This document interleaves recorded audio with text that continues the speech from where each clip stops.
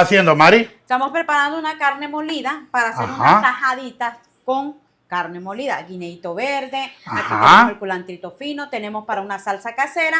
Que esa salsa es la que le vas a echar ya cuando esté toda la tajada con carne encima. Ya cuando se le esté moliendo. Tenemos un aderezo. El famoso aderezo de Mari. Y el chimichurri que le voy a estar echando a la carne para sofreírla, ¿verdad? Así que... O sea, el chimichurri va a ir ahorita, digamos. Entonces, échale. Ya, ahorita. Échale una cucharadita ahí. Miren.